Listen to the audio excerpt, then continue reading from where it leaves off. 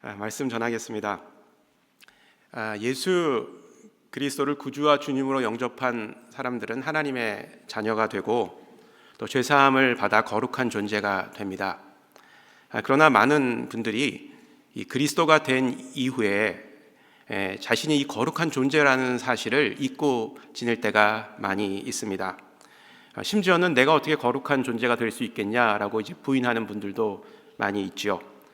내 삶이 여전히 아직까지도 죄로 가득한데, 그리고 예수님을 영접한 전과 후가 별반 차이가 없는데 내가 어떻게 거룩한 사람으로 살아갈 수 있겠는가, 거룩한 존재가 될 수 있겠는가, 이렇게 반문하시는 분들이 꽤 많이 있습니다.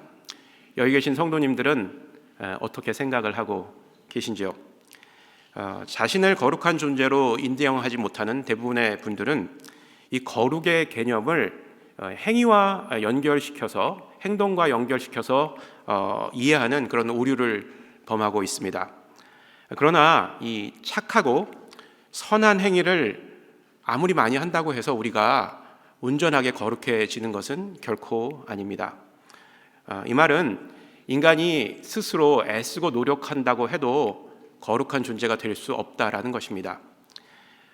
인간이 거룩해질 수 있는 유일한 방법, 그것은 우리를 창조하신 하나님께서 우리를 거룩하지 않은 곳으로부터, 세상이 되겠죠, 세상으로부터 우리를 구별하여서 거룩한 상태로 만들어 주시기 전에는 우리 힘으로, 우리 스스로 거룩하게 될 수 없는 것입니다. 그래서 거룩은 한마디로 구별된 상태, 구별되어진 상태라고 이야기할 수 있습니다. 하나님은 우리를 세상에 거룩하지 않은 것으로부터 구별하여 거룩한 존재로 만들어 주셨습니다. 그러므로 우리는 거룩한 존재입니다. 또한 우리는 구별된 삶을 살아가야 할 의무가 있습니다. 하나님은 타락한 인간을 다시 거룩한 존재로 만드시기 위해 예수 그리스도를 이 땅에 보내셨고 십자가에 달려 죽게 하셨습니다. 자신의 사랑하는 독생자를 인간을 위해 아무런 조건 없이 내어주신 것입니다. 왜 그렇게 하셨을까요? 라고 이렇게 질문 드린다면 한 가지 답을 아마 하실 것 같습니다. 우리를 사랑하시기 때문에, 하나님께서 우리를 사랑하시기 때문에 그 독생자를 내어주신 것입니다. 오늘 본문에서 요한은 이 서두부터 저와 여러분들이 잘 알고 있는 사실을 다시 한번 리마인드합니다. 1절 말씀을 한번 같이 보겠습니다. 보라, 아버지께서 어떤 사랑을 우리에게 베푸사 하나님의 자녀라 일컬음을 받게 하셨는가? 라고 질문을 합니다. 그리고 연이어서 곧바로 이렇게 스스로 답을 합니다. 우리가 그러하도다. 우리가 그러하도다. 좀 특이한 방법으로 서두를 시작을 했죠. 본인이 질문하고 본인이 답했습니다. 요한이 자신의 질문에 스스로 그러하도다라고 답한 것은 이 편지를 받는 수신인들에게 하나님께서 베풀어 주신 사랑과 은혜로 말미암아 하나님의 자녀가 되었다는 사실을 확실하고 강하게 주지시켜 주기 위함이었습니다. 더불어 하나님께서 베풀어 주신 사랑이 어떤 것인가도 리마인드를 해주고 있죠. 저와 여기 계신 성도님들 모두는 하나님께서 베풀어 주신 그 사랑으로 말미암아 하나님의 자녀가 되었고 이 자리에 지금 있습니다. 아멘. 어떤 사랑을 하나님으로부터 받으셨는지 여러분들 잊지 않고 기억하고 계시죠? 어떤 사랑이죠? 자신의 독생자를 아낌없이 내어주신 사랑입니다. 말로 다 표현할 수 없는 사랑입니다. 우리가 이 사랑을 잊지 않고 기억하면서 살아간다면 하나님으로부터 멀어질 이유가 없겠죠. 이어서 요한은 그러므로 세상이 우리를 알지 못함은 그를 알지 못하기 때문이다 라고 이렇게 이야기하고 있습니다. 세상 사람들이 하나님을 알지 못하기 때문에 우리들도 알 수 없다라는 그런 의미입니다. 세상에 속한 자는 어떤 사람들입니까? 하나님을 대적하는 마귀에 속한 자요, 또 어둠에 거하는 자로서 하나님을 영접하거나 인정하기를 거부한 자들입니다. 따라서 그들은 하나님의 사랑을 경험하고 그 은혜를 받아 하나님의 자녀가 된 그리스도인들이 어떤 존재인지를 알 수가 없는 것입니다. 세상에 속한 자들이 하나님과 그리스도인들을 함께 알지 못하는 것은 그 이유에는 하나님과 우리 사이에 공통점 또는 닮은 점이 있기 때문입니다. 하나님과 우리가 닮았기 때문에 하나님을 모름으로 우리도 알 수 없다라는 그런 논리이죠. 오해는 마십시오. 우리가 닮았다는 것은 외적인 모습이 하나님과 비슷하다라는 것은 결코 아닙니다. 내적으로 하나님의 인격과 성품이 우리에게도 나타나고 있다라는 것입니다. 1:1 양육 홍보 영상 보셨는데 1:1 양육이나 제자 양육을 통해 배워 알고 있듯이 그리스도인들에게는 하나님의 인격과 성품의 일부분들이 공유되어 있습니다. 그래서 우리의 삶을 통해서 그의 인격이 그의 성품이 배어나오게 되어 있다라는 것입니다. 그렇지만 하나님의 모든 이런 속성이 우리 모두에게 공유된 것은 아닙니다. 이 비공유적인 속성이 있다 이렇게 이야기를 하죠. 어떤 것이냐면 전지전능, 그 다음에 무소부재, 영원불변, 이러한 속성들은 우리에게 나타나고 있지 않습니다. 반면 사랑과 인자, 성실, 또 거룩함, 이런 것들은 인간에게도 나타나는 속성이죠. 물론 죄성이 남아있는 육체를 가지고 살아가는 이 세상에서는 사랑, 인자, 성실, 거룩함이 제한적으로밖에 나타날 수가 없는 것이 현실입니다. 그러기에 하나님의 자녀들에게서 나타날 장래의 영광스러운 모습, 이것은 이 세상에 있을 동안에는 거의 나타나지가 않습니다. 그래서 요한은 2절에서 그런 그리스도인들의 스테이러스를 이렇게 이야기합니다. 지금은 하나님의 자녀이지만 장래에 어떻게 될지는 아직 나타나지 않았다라고 이야기를 합니다. 아직 나타나지 않았다. 그렇지만 주님께서 나타나심이 될 때 성도는 그와 같을 줄을 알게 될 것이다 라고 말합니다. 그와 같을 줄을 알게 될 것이다. 예수님을 보았을 때 우리의 모습이, 다시 말해서 우리의 내적인 자아가 예수님과 같게 될 것이라는 것을 발견하게 될 것이다 라는 것입니다. 우리의 모습이 하나님의 모습과 닮았다라는 것을 확인하게 된다라는 것이죠. 이런 변화를 바울은 빌립보서 3장 21절 말씀에서 이렇게 표현하고 있습니다. 이것을 함께 읽어보도록 하겠습니다. 함께 읽겠습니다. 그는 만물을 자기에게 복종하게 하실 수 있는 자의 역사로 우리의 낮은 몸을 자기 영광의 몸의 형체와 같이 변하게 하시리라. 아멘. 우리의 낮은 몸이 하나님의 영광스러운 몸의 형체와 같이 변형되는 것, 변화되는 것을 영화라고 이야기를 합니다. 영어로는 glorification 이렇게 이야기를 하죠. 영화는 이 세상에서 성도들이 거쳐야 되는 세 가지의 단계 중에 맨 마지막 부분에 해당되는 단계입니다. 성도들은 예수님을 믿게 되면 먼저 칭의의 과정을 겪게 되죠. 통과하게 되죠. 칭의, justification이라고 이야기를 합니다. 하나님께서 우리를 구별하여서 의롭다, 거룩하다 칭하여 주신 것입니다. 하나님의 은혜로 말미암아, 또 우리가 믿음으로 반응함으로 말미암아 우리는 거룩하게 된 것입니다. 그래서 우리는 구별된 존재로 거룩하게 살아야 될 의무가 있는 것입니다. 그 다음은 뭐죠? 성화의 과정입니다. justification이라고 이렇게 이야기를 하죠. 이 성화는 그리스도인이 됨과 동시에, 칭의가 됨과 동시에 일어납니다. 그러나 아주 조금씩 일어납니다.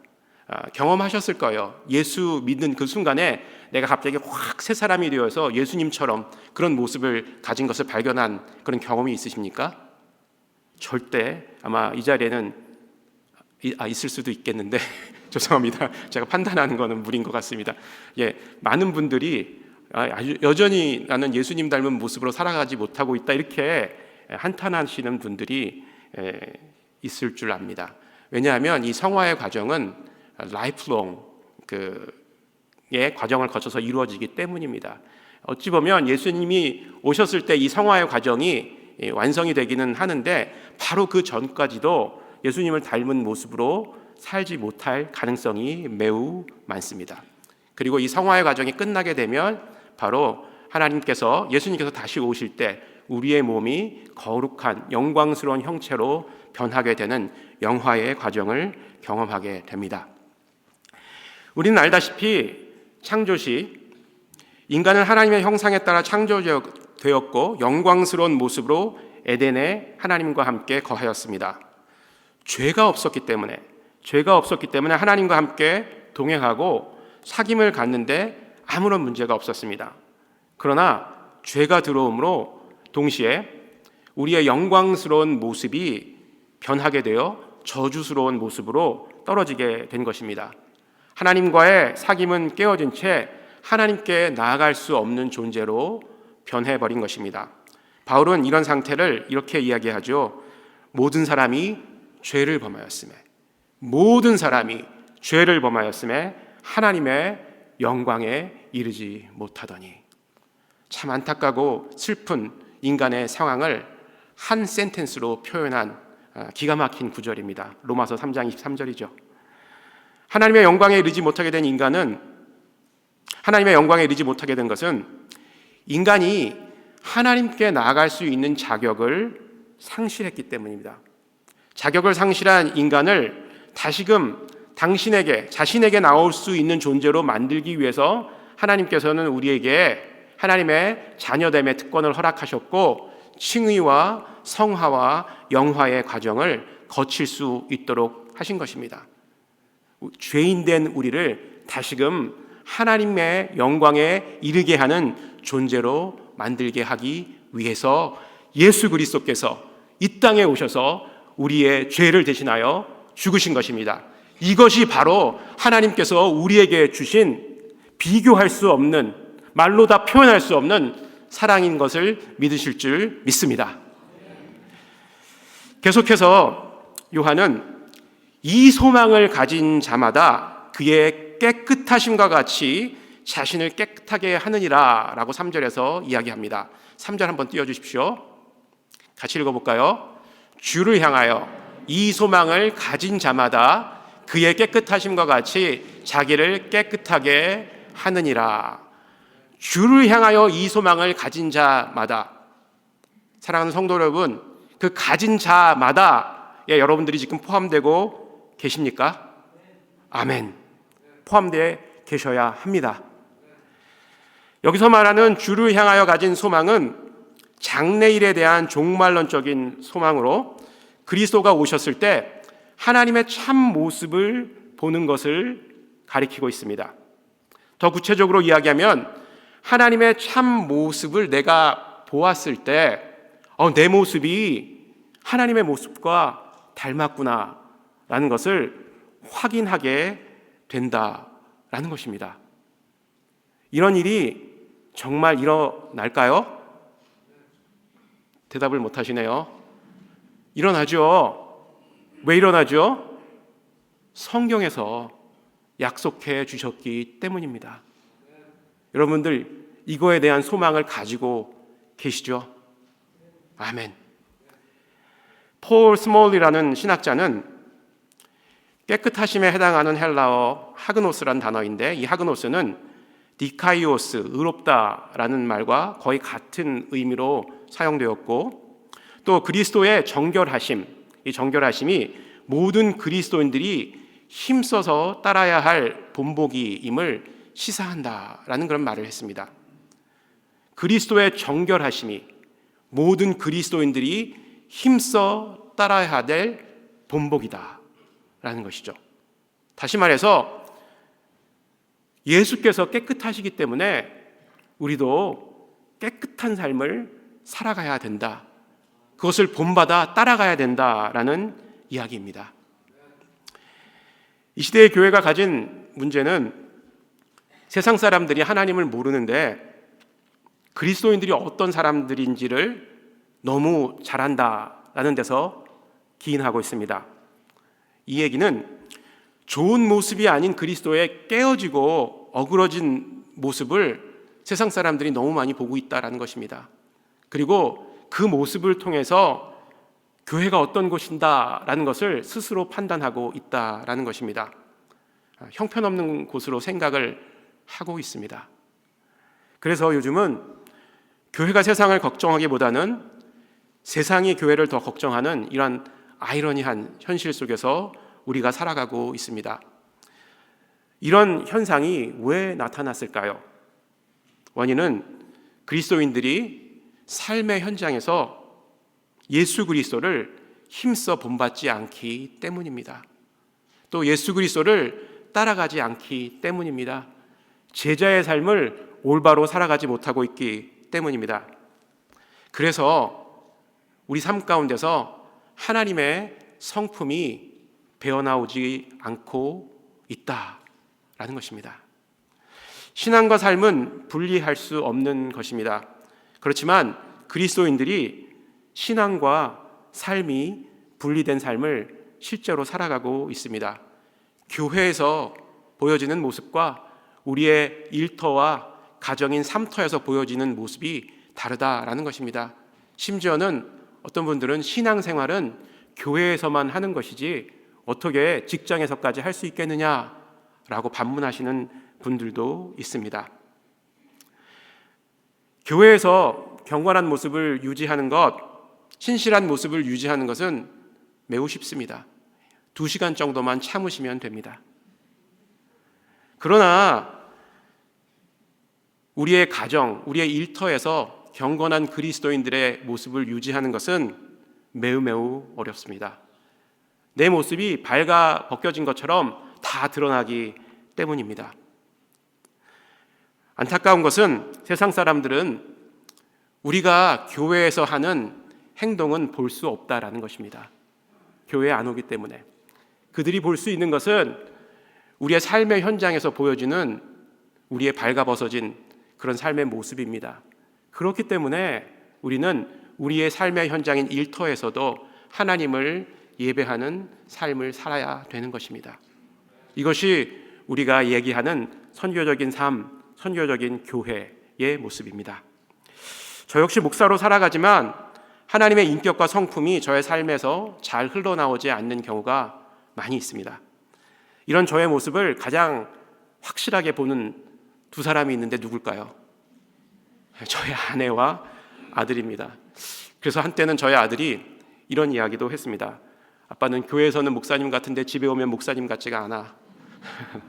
예, 제 그 얘기를 듣고 뜨끔했습니다.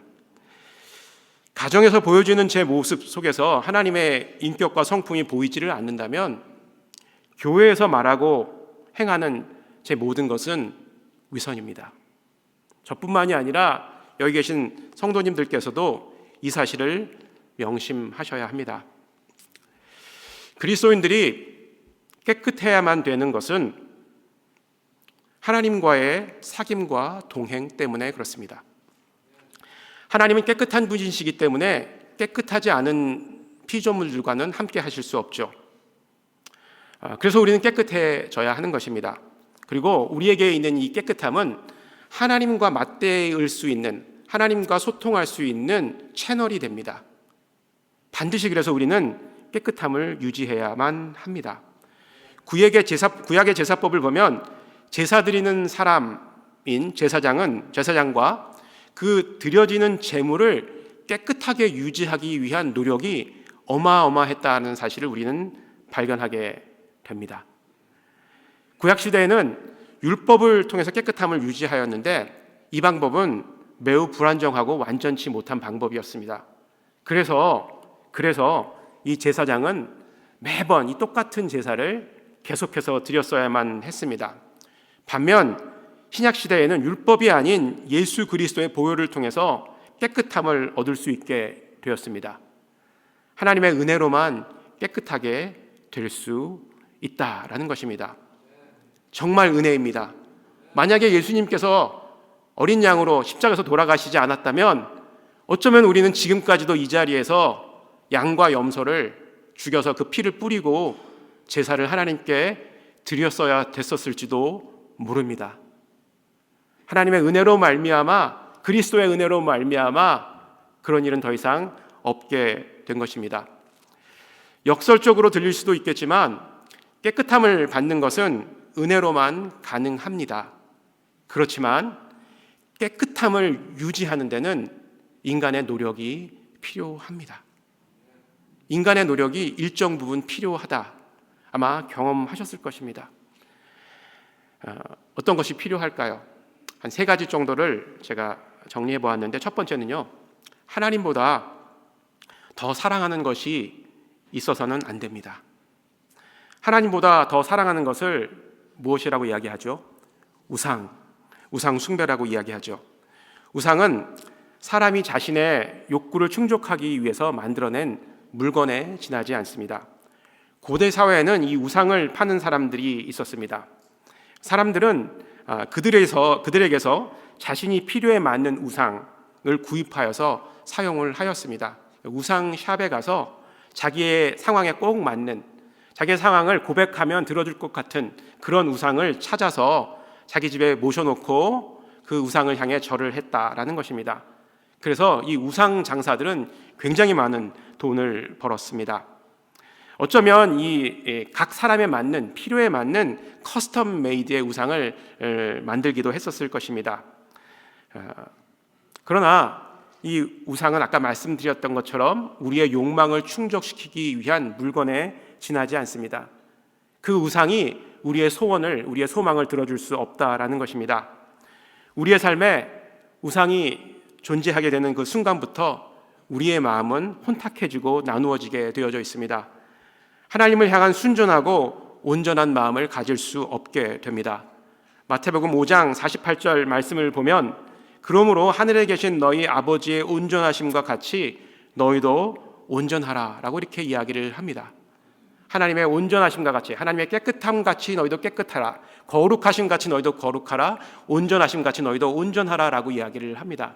즉 온전한 마음으로 하나님을 바라보아야만 깨끗함을 유지할 수 있다라는 이야기입니다. 하나님은 온전하십니다. 그렇기 때문에 깨끗하십니다. 그리고 우리에게 온전하심을 요구하십니다. 그리고 우리는 깨끗한 삶을 살아가야 됩니다. 두 번째는 경건에 이르기를 연습해야 합니다. 그리스도인들의 아킬레스건, 이것은 경건의 모양은 있지만 경건의 능력이 없는 데 있습니다. 경건은 겉으로 보여지는 거룩한 말과 행동으로 이루어지는 그런 스테이러스가 아닙니다. 야고보서 1장 27절 말씀 함께 볼까요? 함께 읽어보면 좋겠습니다. 하나님 아버지 앞에서 정결하고 더러움이 없는 경건은 곧 고아와 과부를 그 환난 중에 돌보고 또 자기를 지켜 새 속에 물들지 아니하는 이것이니라. 아멘. 참된 경건은 믿음으로 하나님의 부르심에 반응하고 하나님의 뜻을 세상 속에서 실천하는 그런 삶입니다. 과부와 고아를 귀히 여기고 그들을 기억하고 그들을 섬기는 삶, 봉사하고 나누어 주고 어렵고 힘든 사람에게 찾아가는 것, 이것을 실천하는 삶, 이것이 진정한 경건이라고 성경은 이야기하고 있습니다.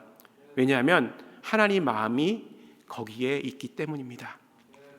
참된 경건은 우리의 신앙과 삶이 일치할 때 이루어지는 것입니다. 세 번째는 성령 충만을 간구해야 합니다. 성령 충만은 성령 하나님이 나를 다스리시고 인도하는 상태로 진실한 죄의 고백과 믿음의 고백을 통해서 받을 수 있습니다. 인간의 내면에는 항상 갈등이 존재합니다.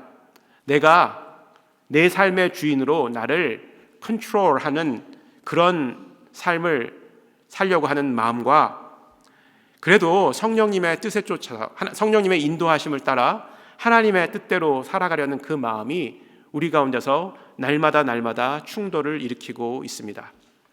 아마 이것은 여기 계신 모든 분들이 매일매일의 삶에서 경험하는 그런 갈등일 것입니다. 한번 곰곰이 생각해 보십시오. 이번 일주일간 정말 성령님께서 내 삶의 주인으로 나를 얼마만큼 지배하고 계시고 컨트롤하고 계셨는가?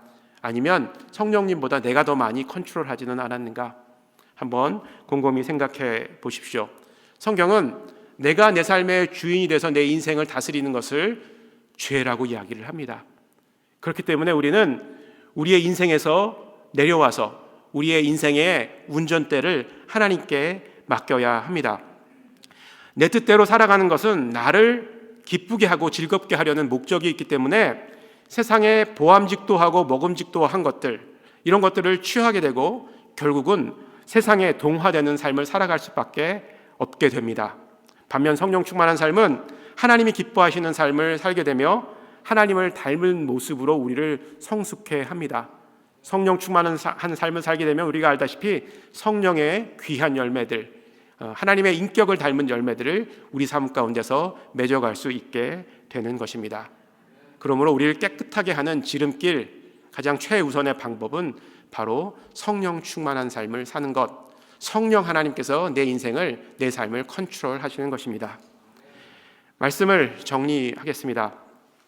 성도로서 가져야 할 가장 중요한 소망은 무엇일까요? 혹시 예수 믿고 복받아서 이 땅에서 걱정, 근심 없이 평안히 우리 자녀들 좋은 대학, 좋은 직장 가서 평안히 살고 또 평안히 있다가 주님 앞에 가는 것, 물론 이런 소망을 가지시다고 제가 뭐라고 그럴 수는 없지만, 그런 소망만이 우리의 소망이라면 어쩌면 하나님께서 좀 서운해 하실 수도 있을 것 같습니다. 정말 우리가 가져야 될 소망은 무엇인가 하니 예수님의 정결함을 본받아 우리 자신을 깨끗하게 하는 것, 이것이 하나님께서 우리에게 진정으로 원하는 소망이라고 저는 확신합니다. 아까 광고에도 말씀드렸지만 우리 자녀들을 위한 성경적인 성교육을 이제 실시합니다. 세상에서는 이 교육을 시켜주지 않아요. 성경적인 성교육을 하긴 하는데 이상한 성교육을 시켜주죠. LGBTQ 이런 거 하죠. 그러니까 우리가 우리의 자녀들을 지킬 수 있는 방법이 교회 말고는 없는 거예요. 그래서 우리는 이 교회에 있는 교회를 이루는 지체들은 무엇보다도 그리스도의 정결한 삶을 본받아 깨끗한 삶을 살아가야 된다는 것입니다. 우리 자신이 깨끗하지 않은데 우리 자녀들에게 어떻게 깨끗한 삶을 요구할 수 있겠습니까? 불가능한 것입니다. 그렇기 때문에 우리의 소망은 그리스도를 닮은 모습으로 정결하게 깨끗한 모습으로 살아가야 됩니다. 깨끗함을 유지하는 유일한 방법은 예수님만을 바라보는 것입니다. 왜냐하면 예수님만이 정결하시고 완벽한 깨끗함을 가지고 계시기 때문입니다. 그러나 우리가 사는 이 세상에는 너무나도 보암직하고 먹음직한 것들이 너무도 우리 주변에 많이 있습니다. 그 유혹으로부터 우리가 이겨낼 수 있는 힘이 없습니다. 한 가지 이겨낼 수 있는 것은요, 믿음을 가지고 있는 믿음의 형제들이 하나로 모인 공동체, 그 안에서 서로를 격려하고 기도하고 세워줄 때 그것이 가능한 것입니다. 그래서 교회가 중요한 것입니다. 그래서 순모임이 중요한 것입니다. 그래서 우리 이 자리에 있는 성도 한 분 한 분 함께 예배드리는 것이 중요한 것입니다. 세상에 보암직하고 먹음직한 것에서 시선을 돌리는 순간부터 우리는 깨끗함을 잃어버리게 될 것입니다. 그렇기 때문에 우리는 예수님이 주시는 것으로만 만족하고 기뻐할 수 있어야 합니다. 그렇다면 우리는 세상의 어떤 유혹으로부터도 자신을 지켜낼 수 있을 것입니다. 예수님만 바라보고 따름으로 정결함을 잃지 않는, 깨끗함을 유지하는 뉴저지 초대교회 성도님들 되시기를 주의 이름으로 축원합니다. 기도하시겠습니다. 거룩하신 하나님 아버지, 감사합니다. 하나님의 거룩하심으로 우리를 거룩하게 하시니 감사합니다. 하나님, 주님의 은혜가 아니었으면, 주님의 사랑이 아니었으면 우리는 거룩한 존재로 살아갈 수 없었음을 이 시간 고백합니다. 하나님, 간절히 소망합니다. 주님을 따름으로 또 주님을 본받음으로 정결하고 거룩한 삶을 살아갈 수 있도록 하나님 도와주시옵소서. 하나님, 혼자서는 어렵습니다. 그래서 공동체 안에서 이 일을 행할 수 있도록 도와주시옵소서. 무엇보다도 우리 사랑하는 자녀들 역시 하나님을 본받아 정결하고 거룩한 삶을, 구별된 삶을 살아가는 자녀들로 세워 주시옵소서. 모든 영광을 주께 올려드리오며 예수님 이름으로 기도합니다. 아멘.